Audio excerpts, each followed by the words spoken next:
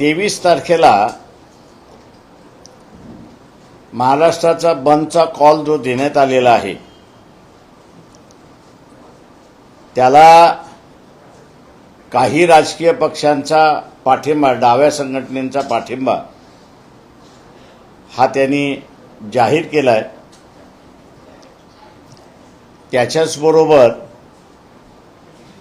जे छोट्या छोट्या सामाजिक संघटना आहेत जिल्हा स्तरावरती आणि जिल्हा स्तरावरती जिल्हा परिषद पंचायत समितीपुरते जे राजकीय पक्ष आहेत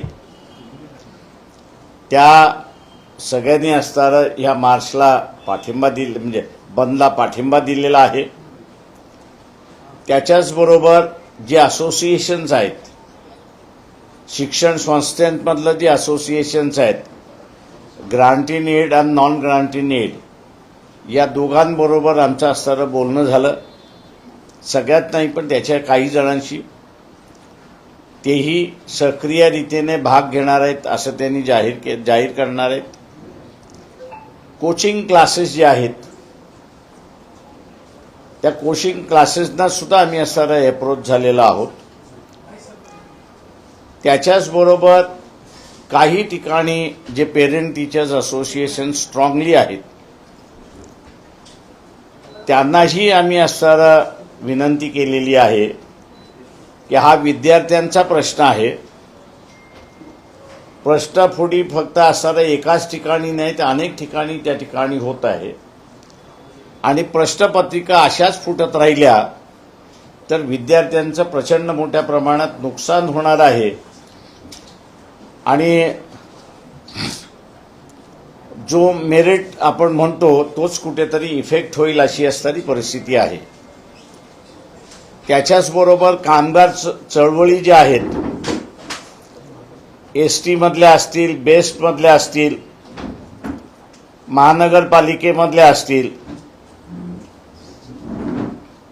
त्याच्याच बरोबर इथला असणारा ट्रान्सपोर्ट जो आहे, ओला असेल, उबेर असेल, टॅक्सी युनियन असेल किंवा व्यापारी संघ जो आहे, या सगळ्यांशी आम्ही असणारं बोलणं चाललंय, काही ठिकाणी झालेलं आहे आणि या सगळ्यांनी जे दिल्लीमध्ये विद्यार्थ्यांच्या विरोधात जो अमानुष अत्याचार केलेला आहे त्याच्यामध्ये एक राग आहे, चीड आहे आणि आम्हीही या बंदमध्ये सहकार्य आणि सक्रिय राहू असं त्यांनी सुद्धा तिथे असताना आश्वासन दिलेलं आहे।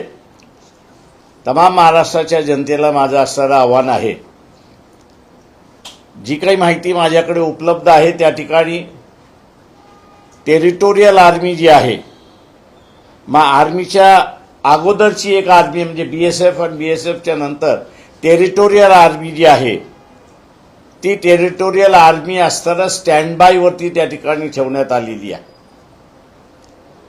दुसरं जे आहे ते मध्ये जम्मू आणि काश्मीरमध्ये जो रिझर्व्ह पोलीस फोर्स ठेवण्यात आलेला आहे तो रिझर्व्ह पोलीस फोर्सला सुद्धा स्टँड बाय ठेवून एअरलिफ्टिंग करण्याचे सुद्धा आदेश त्या ठिकाणी देण्यात आलेले आहेत।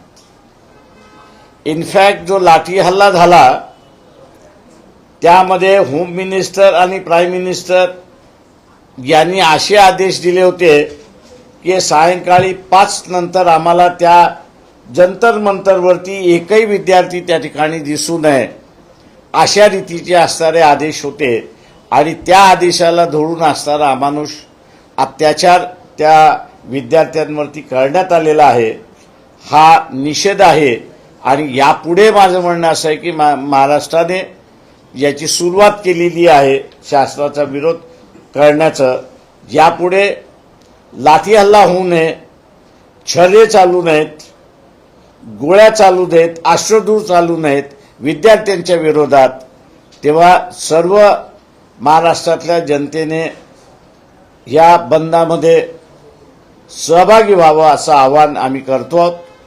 जे राजकीय पक्ष आहेत की ज्यांनी अजून भूमिका घेतल्या नाहीत त्यांनाही आम्ही असं आवाहन करतोय की हा राजकीय प्रश्न नाही तर हा विद्यार्थ्यांच्या भवितव्याचा प्रश्न आहे। इथे मेरिट राहणार की न राहणार असा असणारा प्रश्न आहे आणि म्हणून सर्व राजकीय पक्षाने जे बीजेपीच्या विरोधात आहेत या सगळ्यांनी सहभागी व्हावं असं आवाहन आम्ही या ठिकाणी करतो. आम्ही सगळ्या राजकीय पक्षांना जे बीजेपीच्या विरोधात आहेत त्या सगळ्यांना आम्ही असताना काल संध्याकाळी 3, 3:30, 4 वाजेपर्यंत इन्क्लुडिंग काँग्रेस, शिवसेना आणि डावे पक्ष मी जसं म्हणालो या सगळ्यांना आम्ही असताना पत्र दिलं होतं आणि त्या पत्रामार्फत त्यांना विनंती केली होती की आपण या बंदमध्ये सहभागी व्हा. सर, तुम्ही सुद्धा दिल्लीला जाणार आहात, याआधी तुम्ही जाऊन आलात? मी जाऊन आलोय दिल्लीला. 23चा बंद झाल्यानंतर मी असं तो निर्णय घेणार आहे. जे राजकीय पक्ष आहेत, तुम्ही खरं तर जसं तुम्ही म्हणताय की पत्र दिलेलं होतं, सगळ्यांना आवाहन केलेलं होतं, तरी सुद्धा जर प्रतिसाद येत नाही तर प्रत्येक राजकीय पक्ष आपापल्या परीनं या आंदोलनाचं मायलेज घेण्याचा प्रयत्न करताय का? माझं म्हणणं असं आहे की प्रत्येकाने मायलेज घ्यावा याच्याबद्दल दुमत नाही, पण त्या विद्यार्थ्यांबरोबर आम्ही आहोत आणि महाराष्ट्राची जनता आहे ही दाखवण्याची गरज आहे असं मी त्या ठिकाणी मानतोय. तुम्ही जे हात दिलेले आहे त्याला उद्या महाराष्ट्र किती मोठ्या प्रमाणात प्रतिसाद देईल, काय कुठं काय आयोजन करण्यात आलं? म्हणजे आम्ही असणारं कुठलंही आयोजन करणार नाही आहोत. आम्ही लोकांच्या सत्सद विवेक बुद्धीला असणारं आवाहन करतो आहोत की हा ज्या विद्यार्थ्यांसाठी तुम्ही सकाळी 9 वाजता बाहेर पडता आणि संध्याकाळी 7, 7:30 वाजता जे घरी पोचता, हा जो दर दिवसाचा जो कार्यक्रम आहे आणि त्यातून नवीन पिढी घडवण्यासाठी आपण जे सगळे प्रयत्न करतो आहोत, या पेपर फुटीच्या माध्यमामुळे त्या सगळ्यांवरती पाणी फिरणार आहे आणि म्हणून हे होऊ नये. पुढच्या पिढीचं सुरक्षितेचं आव्हान आम्ही करतो आहोत आणि त्या बंदच्या माध्यमातून जे शासन आहे त्या शासनाला सुद्धा जबर बसली पाहिजे की जे कोणी पेपर फोडतंय त्याच्या विरोधात कारवाई झालीच पाहिजे आणि केलीच पाहिजे. तर शासनाकडनं तुम्हाला काही निरोप देण्यात आले होते बंद संदर्भात किंवा बंद मागे घ्या किंवा पुकारू नका? शासनाचा काहीही निर्णय आला न आला, जो जाहीर केलेला आहे 23 तारखेचा बंद हा होणार आहे, तो महाराष्ट्र शासनाचा प्रश्न नाही आहे. महाराष्ट्र शासन असताना ज्यांनी टेटचे पेपर फुटले त्यांच्या विरोधात काही कारवाई करू शकत नाही अशी परिस्थिती आहे. तर हा एक नॅशनल इश्यू आहे पेपर फुटीचा आणि त्या संदर्भातलं हे आंदोलन आहे असं मी मानतोय. काल राहुल गांधी आणि काँग्रेसने सुद्धा आंदोलन केलं होतं, त्यांना सुद्धा बळजबरी उचलून देण्यात आलं होतं मंत्रुकांच्या घराच्या समोरचं आंदोलन. त्या एकतर मुळात त्या आंदोलनाला उशीर झालाय का? काँग्रेस इतके दिवस का आली नाही? आणि जे आंदोलन ज्या पद्धतीनं दडपण्यात आलं त्याबद्दल तुमचं काय म्हणणं आहे? नाही, माझं एवढंच म्हणणं आहे की राहुल गांधीने जंतर मंतरवरती जिथे लोक आहेत तिथे जाऊन आंदोलन करावं, ते उचित राहील असं मी त्या ठिकाणी मानतोय. सेकंड सेंटर होणार नाही याची त्यांनी दक्षता घेतली पाहिजे, नाही तर मीडिया आणि या सगळ्या माध्यमातून 2 वेगवेगळे सेंटर झालेत असं दाखवण्याचा प्रयत्न होणार आहे. सर, दुसरीकडे भाजपचं सुद्धा जे आहे ते काँग्रेसला उत्तर देण्यासाठी आता भाजपचे युवा मोर्चा रस्त्यावर उतरलेली आहे आणि ते पण आता आंदोलन करतायत. भाजपच्या युवा मोर्चाच्या आंदोलनाकडे तुम्ही कसं बघता, काय म्हणते आंदोलन? ते मी त्यांना आवाहन करणार आहे की बाबा हे आंदोलन आमचं नाही आहे. We have pass that is. बीजेपीचे जे युथ आहेत की त्यांच्या फ्युचरचा प्रश्न आहे, त्याच्यामुळे असं त्यांनी सुद्धा ह्या आंदोलनामध्ये उतरावं असं मी त्यांनाही आवाहन करतोय.